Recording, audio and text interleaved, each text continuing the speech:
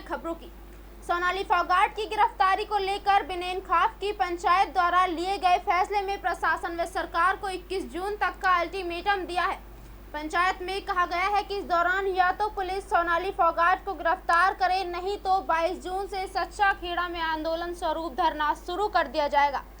पंचायत में ये भी फैसला लिया गया है कि खाप का एक प्रतिनिधि मंडल फोगाट की गिरफ्तारी को लेकर मुख्यमंत्री व उप मुख्यमंत्री से भी मिलेगा। आज सचिव सुल्तान सिंह के गांव सच्चा खेड़ा में बिनेन खाप की पंचायत हुई, जिसमें बिनेन खाप सहित नरवाना खाप, लाटर खाप, धुमतान ताप व कलीवन तपा के सदस्य मौजूद रहे। बता दें कि खाप के गत बुधवार को खाप की बैठक एक दनोदा के बिनेव खाप के चबूतरे पर हुई थी, जिसके बाद शुक्रवार को खाप का प्रतिनिधि मंडल सोनाली फोगाट की गिरफ्तारी को लेकर हिसार के एसपी से मिला था, लेकिन इसके बाद भी जब कोई कार्यवाही नहीं हुई, जिसके बाद सच्चा खेड़ा में पंचायत हुई। लगभग 4 घंटे तक चले मंथन के बाद पंचायत तुरंत आंदोलन का फैसला तो नहीं ले सकी, लेकिन गिरफ्तारी न होने पर खाप ने आंदोलन का बिगुल बजा दिया है।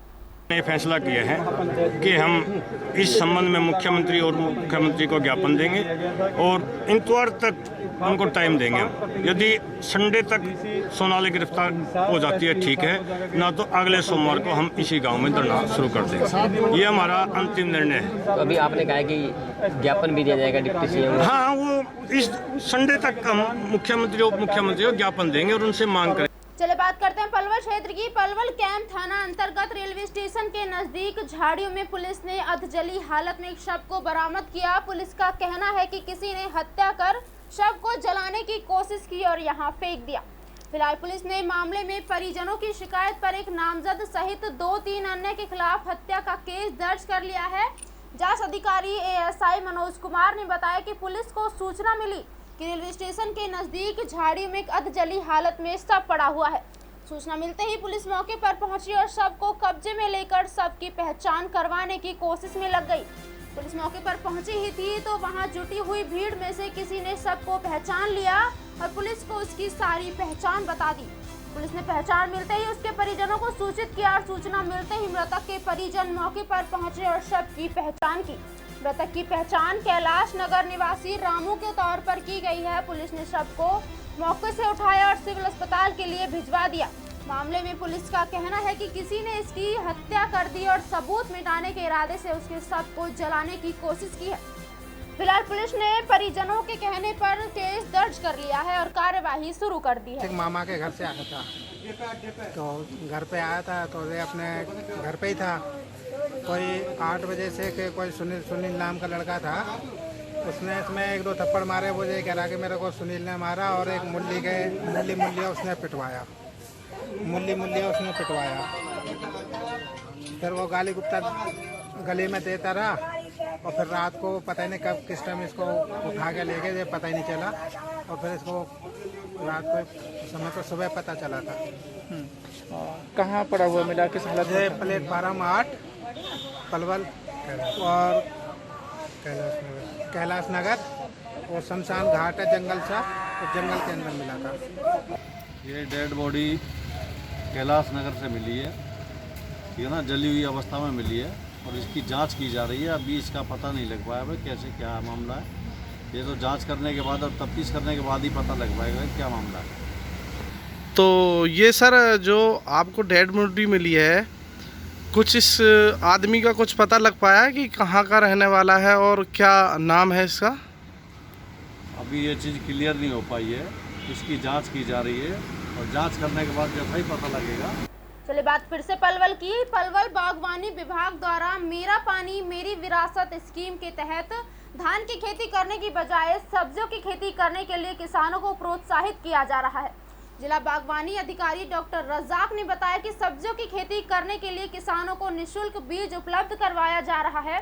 वहीं बागवानी विभाग द्वारा 8,000 रुपये प्रति एकड़ व कृषि विभाग द्वारा 7,000 रुपये प्रति एकड़, कुल 15,000 रुपये प्रति एकड़ अनुदान राशि भी प्रदान की जाएगी।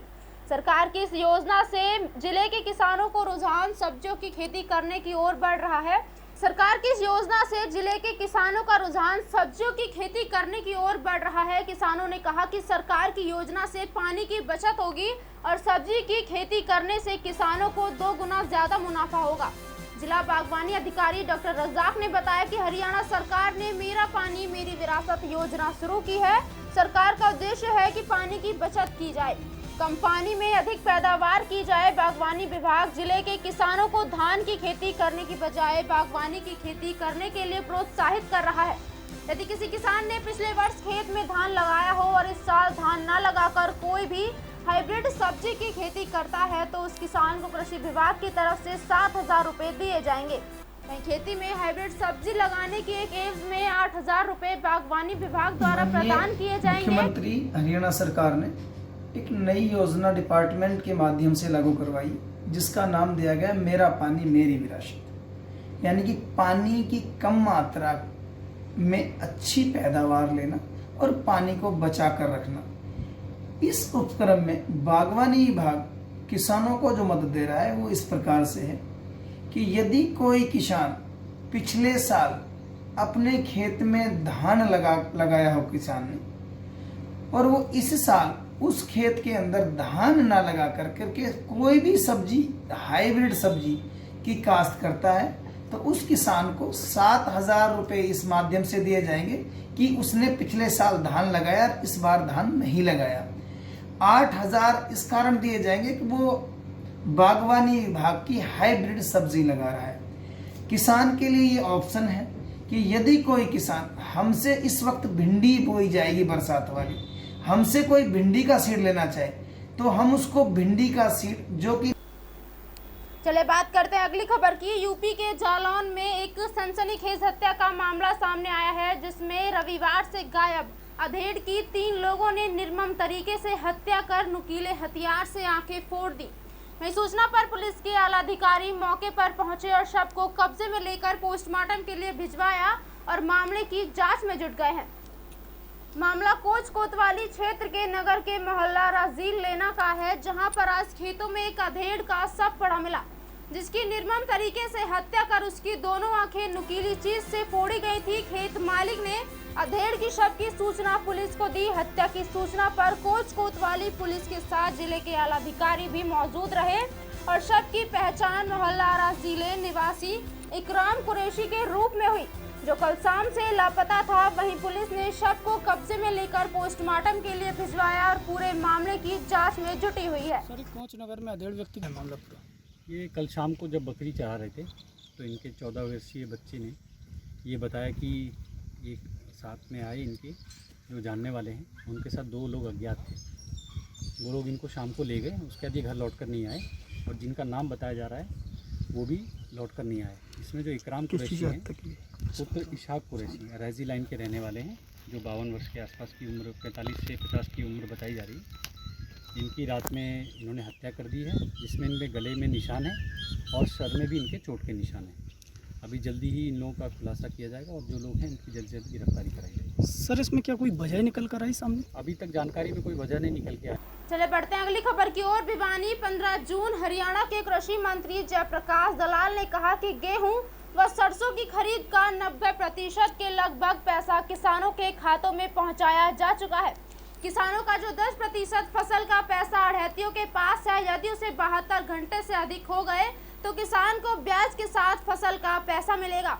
ये बात कृषि मंत्री ने भिवानी में पत्रकार वार्ता के दौरान कही। कृषि मंत्री जयप्रकाश दलाल ने कहा कि हरियाणा प्रदेश में वर्तमान सीजन में 76 लाख मैट्रिक टन गेहूं की खरीद की गई तथा 8 लाख मैट्रिक टन सरसों की खरीद विभिन्न सरकारी एजेंसियों के माध्यम से की गई है।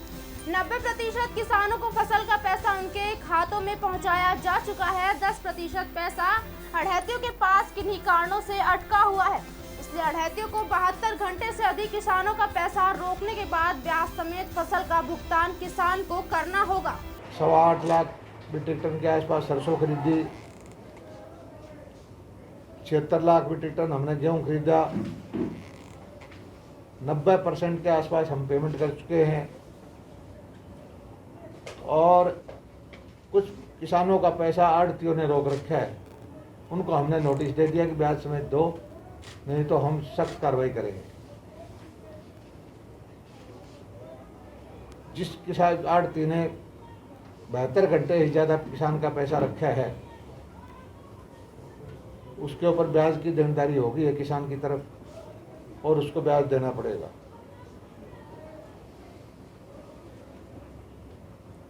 अच्छी परचेज चली है और हमारी परचेज का परिणाम है कि पहली बार मार्केट प्राइस एमएसपी से ऊपर चली गई। ऐसा पहले कभी नहीं हुआ कि सरसों और गेहूं की जो मार्केट प्राइस है उससे 10, 20, 50 रुपए ऊपर बिकी है। हमारे विपक्षी भाई अभी भी ये लांछन लगाते हैं परचेज ठीक नहीं हुई, किसान रह गए, लेकिन उनको धरातल पे ये नहीं पता कि मार्केट प्राइस परचेज प्राइस से ऊपर चल रही है तो किसान को तो कोई दिक्कत नहीं, अपनी मंडी में ले जाए, किसी व्यापारी को बेचे, किसी को बेचे। चलिए बात करते हैं अगली खबर की। तोशाम क्षेत्र के गांव भुटाना में 20 कोरोना मरीज मिलने के पश्चात रविवार रात को प्रशासन ने पीड़ित बस्ती में राशन सामग्री वितरित की। इस अवसर पर प्रशासन ने 50 से अधिक घरों में खाद्य सामग्री उपलब्ध करवाई। आपको बता दें, पिछले 4 जून से गांव भुटाना में कोरोना वायरस के मरीज लगातार मिल रहे हैं। ऐसे में प्रशासन ने पूरे गांव को सील कर दिया है, जिस वजह से गांव के लोग काम धंधा नहीं कर पा रहे हैं। रविवार रात्रि को ऐसे में जितेंद्र कुमार के नेतृत्व में प्रशासन खाद्य सामग्री लेकर पहुंचा और एसडीएम संदीप कुमार के आदेश अनुसार गांव में राशन सामग्री वितरित की। इस अवसर पर एसएमओ जितेंद्र कुमार ने बताया कि कोरोना की वजह से बस्ती में लोग काम पर नहीं जा पा रहे हैं। ऐसे में संक्रमण को रोकने के लिए गाँव को सील किया गया है। लोग बाहर ना निकले, इसलिए बस्ती में ही राशन उपलब्ध करवाया जा रहा है। हमारे पास ये सूचना आई थी कि जो बड़ी लॉकडाउन कर रखी है इसके अंदर जो परिवार बसे हुए हैं 30-35 परिवार, उनको खाने की समस्या है। तो एसडीएम को शाम के सौजन्य से ये खाना उनको सूखा राशन वितरित किया गया है, जिसके के अंदर दाल, चावल, तेल, इस तरह की चीज़ें और आटे की थैली साथ में दी गई है। और आशा करते हैं कि इनको लॉकडाउन के इस टाइम में इन परिवारों के लिए ये एक सहारा बनेगा और आगे भी जब जरूरत पड़ेगी तो जैसा भी प्रशासन। बात करते हैं अगली खबर की। बांदा में पुलिस उप महानिरीक्षक के ड्राइवर की अचानक ड्यूटी के दौरान मौत हो जाने के कारण अफरा तफरी का जहां माहौल व्याप्त हुआ है, वहीं पुलिस कर्मचारियों के द्वारा तत्काल संबंधित ड्राइवर को जिला अस्पताल के ट्रॉमा सेंटर में भर्ती करवाया, जहां डॉक्टरों ने देखने के उपरांत मृत घोषित कर दिया। हालांकि मौत के कारणों का अभी तक पता नहीं चल पाया है और डॉक्टर ने बताया कि पोस्टमार्टम रिपोर्ट आने के बाद ही इनकी मौत होने की वजह का पता चल पाएगा। चित्रकूट धाम मंडल के डीआईजी दीपक कुमार के ड्राइवर की अचानक ड्यूटी के दौरान ही मौत हो जाने के कारण जहां मृतक ड्राइवर के परिवार में कोहराम मचा हुआ है, वहीं दूसरी तरफ ड्राइवर की मौत का कारण अभी तक सामने नहीं आया है। डीआईजी साहब का ड्राइवर आया है, क्या पूरी जानकारी? जी, अभी सुबह हमारे 8 बजे डीआईजी साहब के जो ड्राइवर हैं वो मृत अवस्था में लाए गए थे और यहाँ पर हम लोगों ने चेक किया तो मृत पाए गए थे। उनको बॉडी को मछली में रखवा दिया गया है और पोस्टमार्टम करवाई गई। बीवीएम न्यूज में फिलहाल के लिए इतना ही। आप बने रहिए हमारे साथ, देखते रहिए बीवीएम न्यूज। नमस्कार।